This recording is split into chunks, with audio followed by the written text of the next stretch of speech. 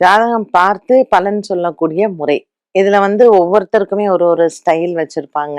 ஒரு சிலர் பரிகாரம் சொல்றதுல எக்ஸ்பர்ட்டா இருப்பாங்க. ஒரு சிலர் வந்து நடக்கக்கூடிய விஷயங்களை சொல்றதுல எக்ஸ்பர்டைஸ்டா இருப்பாங்க. ஒரு சிலர் வந்து பாஸ்ட் சொல்றதுல ரொம்ப எக்ஸ்பர்ட்டா இருப்பாங்க.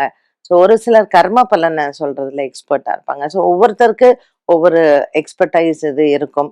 பட் வரக்கூடிய அ மக்கள் அந்த ஜாதகத்த கொண்டாந்து குடுக்குறாங்க இல்லையா?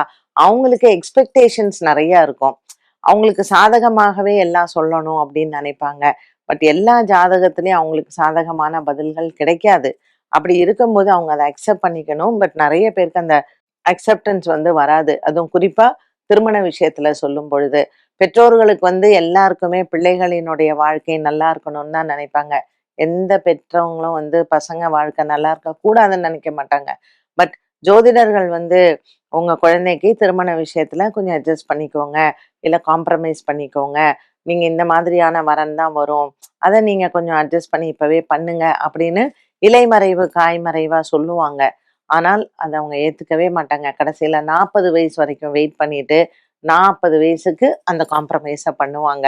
ஸோ கொஞ்சம் இந்த எக்ஸ்பெக்டேஷன்ஸ குறைச்சுக்கலாம். இல்ல வாழ்க்கையில இப்ப நமக்கு சரி இதுதான் விதி அப்படிங்கிறத நம்ம எடுத்துக்கும் பொழுது, திருமண விஷயங்கள்ல எல்லாம் அட்ஜஸ்ட்மென்ட் பண்ண வேண்டியிருக்கும். டாலரன்ஸ் இருக்கணும், பேஷன்ஸ் இருக்கணும். அண்ட் எல்லாமே கிரகங்களை சார்ந்து அப்படிங்கிறதையும் நம்ம எடுத்துக்க கூடாது. பிராக்டிகலாவும் சில விஷயங்கள் நம்ம வந்து மாறிக்கத்தான் வேண்டும்.